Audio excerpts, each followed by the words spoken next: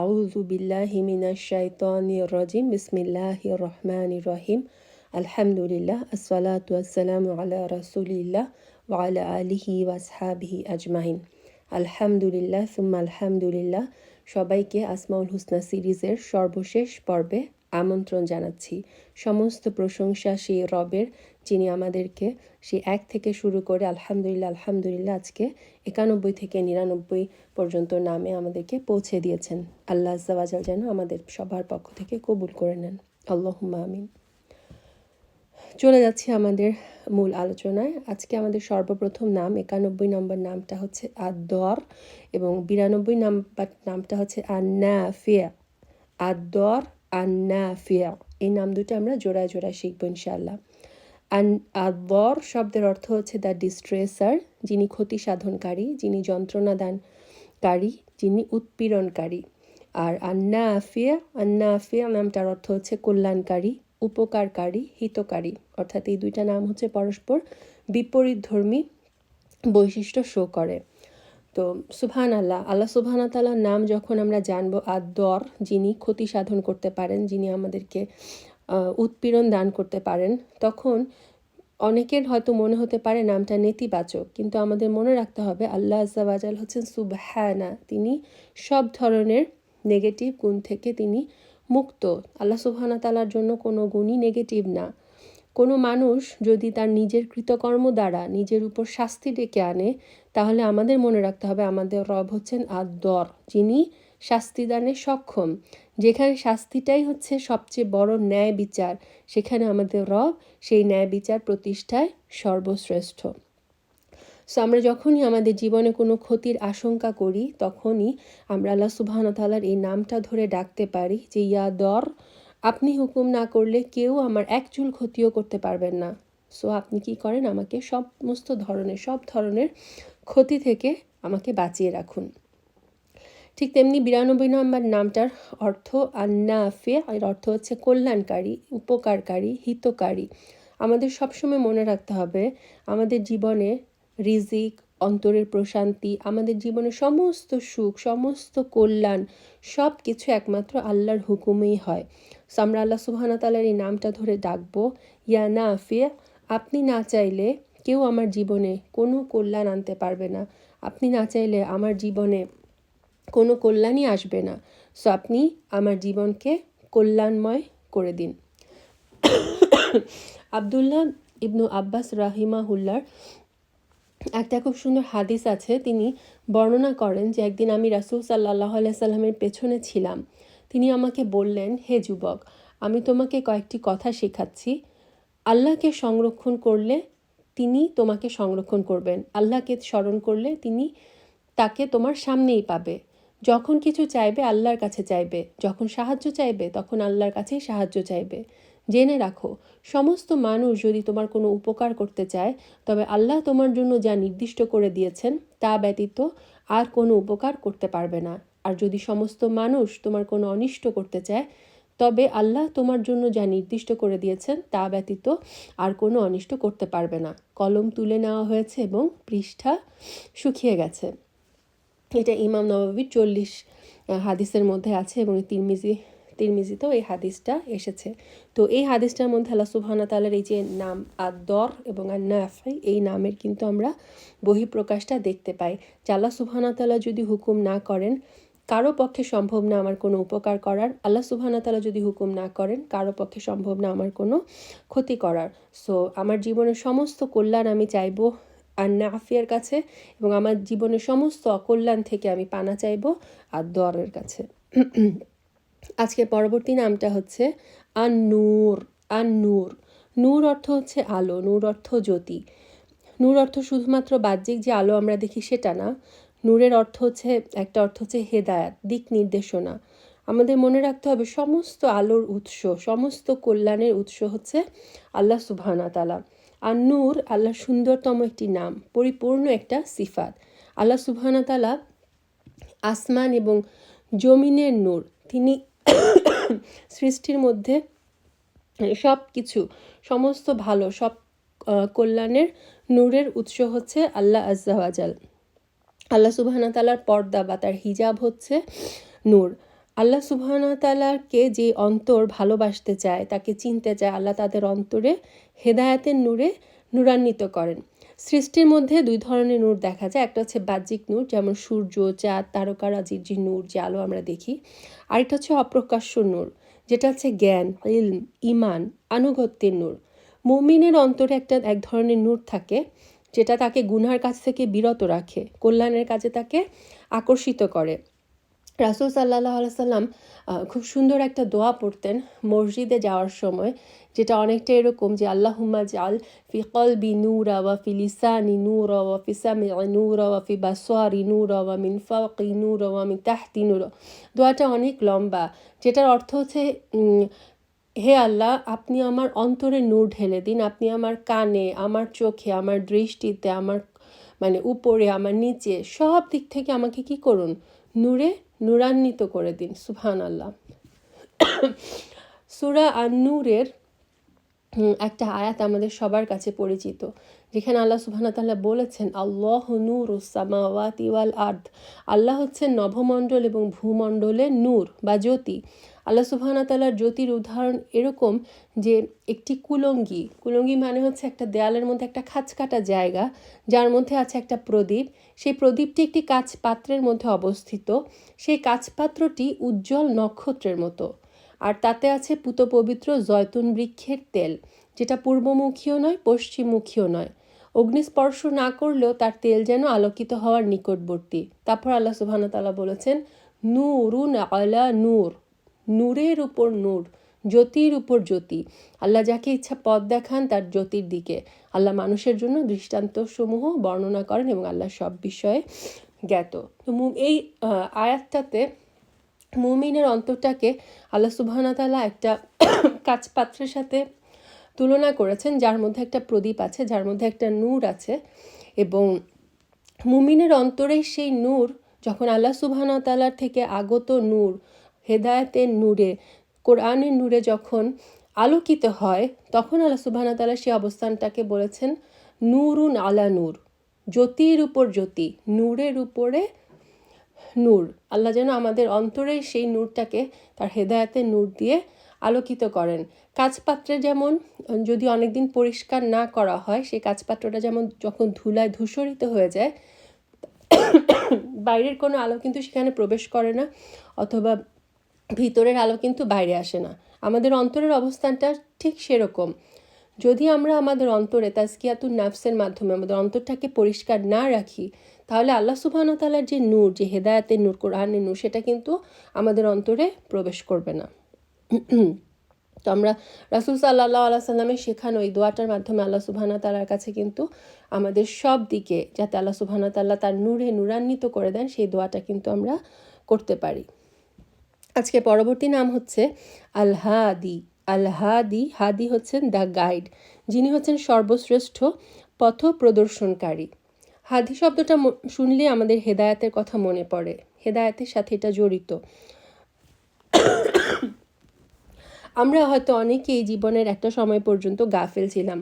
আল হাদি আমাদেরকে হেদায়েত দিয়েছেন, আলহামদুলিল্লাহ। আল্লাহ সুবহানাহু ওয়া তাআলার কাছে শুকরিয়া যে তিনি আমাদেরকে তাকে চেনার সুযোগ করে দিয়েছেন। কেউ যখন একবার হেদায়েত প্রাপ্ত হয়, এটার অর্থ কিন্তু এটা নয় যে আমৃত্যু সে সেই হেদায়েতের উপর থাকতে পারবে। সে কারণে হেদায়েত হচ্ছে এমন একটা বিষয় যে জিনিসটার জন্য আল্লাহ সুবহানাহু ওয়া তাআলার কাছে আমাদের ক্রমাগত দোয়া চাইতে হয়। ইয়া হাদি, আপনি হচ্ছেন সর্বশ্রেষ্ঠ পথ প্রদর্শনকারী, আপনি আমাকে আপনার হেদায়েতের পথে অটুট রাখুন, আপনি আমাকে সিরাতুল মুস্তাকিমের ইস্তেকামা করে রাখুন। আমরা কিন্তু সূরা ফাতিহা যখন পড়ি, সূরা ফাতিহাতেও কিন্তু আমরা ক্রমাগত এই ইহদিনাস সিরাতাল মুস্তাকিম, হে আল্লাহ আপনি আমাদেরকে সিরাতুল মুস্তাকিমের হেদায়েত করুন, এই হেদায়েতের দিক নির্দেশনার দোয়া কিন্তু আমরা সবসময় করি। তো এভাবে কন্টিনিউয়াসলি লাইফের প্রত্যেকটা স্টেজে আমাদেরকে আল্লাহ সুবহানাহু ওয়া তাআলার এই আল হাদি নামটা ধরে ডাকতে হবে, তার কাছে হেদায়েত চাইতে হবে। একটা হেদায়েতের চাওয়া হচ্ছে যে আল্লাহ সুবহানাহু ওয়া তাআলা যেন আমাদের হেদায়েতকে ক্রমাগত বৃদ্ধি করেন। আরেকটা হচ্ছে জীবনের ছোট বড় প্রত্যেকটা পদক্ষেপে যখন আমাদের কোনো ডিসিশন নিতে হয়, তখনও আমরা আল্লাহ সুবহানাহু ওয়া তাআলার এই নামটা ধরে ডাকতে পারি, ইয়া হাদি, আমার জন্য কোনটা বেস্ট সেটা আমি জানি না, আপনি জানেন। সো আপনি আমাকে সেই সঠিক পথ, আমার জন্য যেই পথটা সঠিক হবে সেই পথে আপনি আমাকে পরিচালিত করুন। এভাবেও কিন্তু আল হাদি নামটা ধরে আমরা আল্লাহ আজ্জা ওয়াজালকে ডাকতে পারি। তারপর নামটা হচ্ছে আল বাদিয়া। আল বাদিয়া, যিনি হচ্ছেন দ্য ইনকম্পেয়ারেবল অরিজিনেটর, যিনি অতুলনীয় সৃষ্টিকর্তা। আল্লাহ সুবহানাহু ওয়া তাআলার কাছাকাছি আরও কিছু নাম, আল মুবদি, আল মুঈদ, এগুলো কিন্তু আমরা আগে শিখে এসেছি। তো আল বাদি নামটার বিশেষত্ব হচ্ছে যিনি আগের কোনো ধরনের নমুনা ছাড়া, কোনো ধরনের সূত্র ছাড়া শূন্য থেকে সৃষ্টি করতে সক্ষম, তিনি হচ্ছেন আল বাদিয়া। Allah is the only creator who can create from nothing. আমরা মানুষরা প্রযুক্তির কল্যাণে এখন অনেক কিছু বানাতে সক্ষম, আলহামদুলিল্লাহ। তবে মনে রাখতে হবে, মানুষ যেটাই বানাক না কেন, মানুষ কিন্তু শূন্য থেকে সৃষ্টি করতে পারে না। প্রকৃতির কোনো না কোনো উপাদান সে ব্যবহার করে নতুন কোনো কিছু সে আবিষ্কার করে। সো আল্লাহ সুবহানাহু ওয়া তাআলা হচ্ছেন একমাত্র সত্তা, যিনি কোনো আগের কোনো নমুনা ছাড়া তিনি একেবারে শূন্য থেকে সব কিছু সৃষ্টি করতে সক্ষম। এবং আল্লাহ সুবহানাহু ওয়া তাআলার এই নামটার আরেকটা বিশেষ দিক হচ্ছে, আল্লাহ সুবহানাহু ওয়া তাআলা তার প্রত্যেকটা ক্রিয়েশনকে, তার প্রত্যেকটা সৃষ্টিকে এরকম ইউনিক কিছু কোয়ালিটি দিয়ে পাঠান। কোনো মানুষ হয়তো ভালো লিখতে পারে, কোনো মানুষ হয়তো ভালো বলতে পারে, কোনো মানুষ হয়তো ভালো পড়তে পারে। প্রত্যেকের উচিত হচ্ছে তারকে আল্লাহ সুবহানাহু ওয়া তাআলা যেই স্পেশাল কোয়ালিটিটা দিয়ে পাঠিয়েছেন সেই কোয়ালিটিটা আইডেন্টিফাই করে ইসলামের খেদমতে সেটাকে কাজে লাগানো। এটা আমরা রাসূল সাল্লাল্লাহু আলাইহি সাল্লামের সাহাবীদের মধ্যেও যদি দেখি, যেমন হাসান ইবনু সাবিত রাদিয়াল্লাহু আনহু, তিনি ছিলেন রাসূল সাল্লাল্লাহু আলাইহি সাল্লামের কবি। তিনি কবিতা দিয়ে ইসলামকে ডিফেন্ড করেছেন। অপরদিকে খালিদ বিন ওয়ালিদ, তিনি ছিলেন রণক্ষেত্রে ইসলামের জন্য তিনি লড়ে গেছেন। সো আমাদের সবাইকে যে কোরআন টিচার হতে হবে, আমাদের সবাইকে যে বক্তা হতে হবে, ব্যাপারটা কিন্তু এরকম না। আমাদের প্রত্যেককে আল্লাহ আজ্জা ওয়াজাল আল বাদি তিনি স্পেশাল ইউনিক কিছু কোয়ালিটি দিয়ে পাঠিয়েছেন। আমাদের দায়িত্ব হচ্ছে আমাদের সেই কোয়ালিটিগুলো আইডেন্টিফাই করে দ্বীনি ইসলামের জন্য সেটাকে কাজে লাগানো। আল্লাহ সুবহানাহু ওয়া তাআলার এই আল বাদি, এই নামটা কিন্তু কোরআনে অনেক জায়গায় এসেছেন। আল্লাহ অনেক জায়গায় বলেছেন বাদিউস সামাওয়াতি ওয়াল আরদ।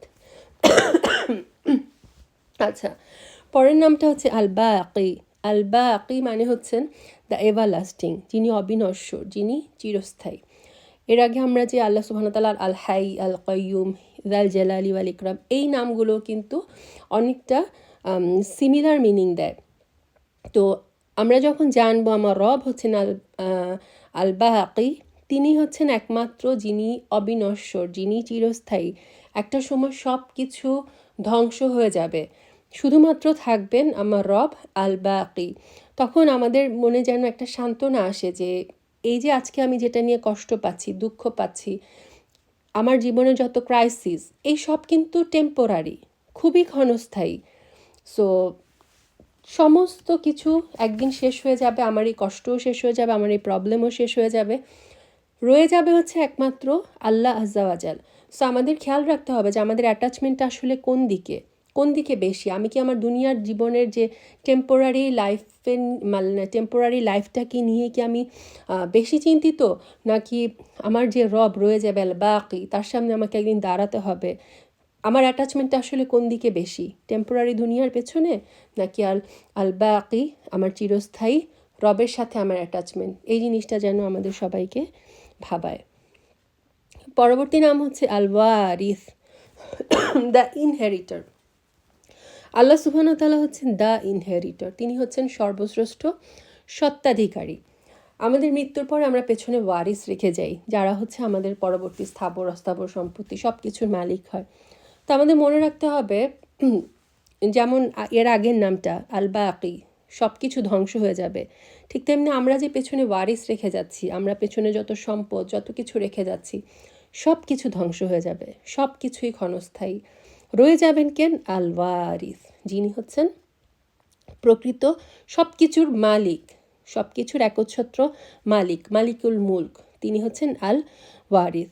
তো দুনিয়াতে আমরা অনেক কিছু নিয়ে ব্যস্ত থাকি, আমাদের সংসার, আমাদের সন্তান, আমাদের পার্থিব জীবন, কিন্তু যেই মোমেন্টে আমি মৃত্যুবরণ করি, আমি কিন্তু আমার এই যে আমার যত কিছুর পিছনে আমি আমার জীবনটা ব্যয় করলাম, আমি কিন্তু কোনো কিছু কবরের সাথে নিয়ে যেতে পারবো না। কবরের সাথে যাবে শুধুমাত্র আমল।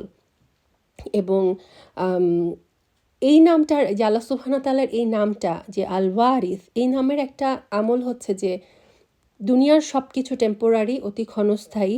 সো এই যে সম্পদ নিয়ে মারামারি করা, সম্পদ নষ্ট করা, সম্পর্ক নষ্ট করা, মানুষ সব হারিয়ে ফেলে এক সম্পদের জন্য। সো মনে রাখতে হবে এগুলো সব কিছুই ধ্বংসশীল। সো রয়ে যাবে আমার আমল, রয়ে যাবে আমার রব আল ওয়ারিস। সূরা আল হিজরের 23 নম্বর আয়াতে আল্লাহ সুবহানাহু ওয়া তাআলা তার এই নামটা ব্যবহার করেছেন। এবং আরও একটা জায়গায় যখন জাকারিয়া আলাইহিস সালাম, আমরা জানি যে তিনি যখন প্রচণ্ড বৃদ্ধ হয়ে গিয়েছিলেন, তিনি নিজেই বর্ণনা করেছেন যে তার হাড়গুলো নরম হয়ে গেছে, তার মাথার চুল সাদা হয়ে গেছে, তার স্ত্রী ছিলেন বন্ধ্যা। তো আপাত দৃষ্টিতে অসম্ভব একটা সময়ে জাকারিয়া আলাইহিসসালাম আল্লাহ সুবহানাহু ওয়া তাআলার কাছে দোয়া করেছিলেন সন্তানের জন্য। এবং তিনি বলেছিলেন, হে আমার রব, আপনি আমাকে একা রাখবেন না। আনতা খয়রুল ওয়ারিসিন, আল্লাহ আপনি হচ্ছেন সর্বশ্রেষ্ঠ সত্ত্বাধিকারী। সো আপনি মানে আমাকে সন্তানহীন রাখবেন না। তাহলে দেখেন এই নামটাও, এই জাকারিয়া আলাইহিস সালামের এই দোয়াটা থেকে এইটাও আমরা আমলে আনতে পারি যে আমরা যখন সন্তানের জন্য, নেক সন্তানের জন্য যখন আমরা দোয়া করব, তখন আমরা আল্লাহর এই ওয়ারিস নামটা ধরে কিন্তু দোয়া করতে পারি। আচ্ছা, পরবর্তী নামটা হচ্ছে আর রশিদ। আর রশিদ, the guide to the right path, সৎ পথ প্রদর্শনকারী। এই নামটা অনেকটাই আল্লাহ সুবহানাহু ওয়া তাআলা আল হাদি, একটু আগে আমরা যে নামটা জানলাম সেটার সাথে সাদৃশ্যপূর্ণ।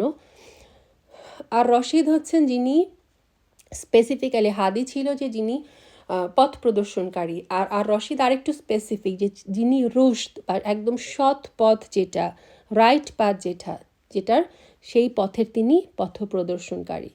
সো আল্লাহ সুবহানাহু ওয়া তাআলা চাইলেই একজন গোমরাহিতে পথভ্রষ্ট ব্যক্তিকেও কিন্তু চাইলেই আর রশিদ কী করতে পারেন, সেই রুশদ বা সঠিক পথের দিকে ফিরিয়ে নিয়ে আসতে পারেন।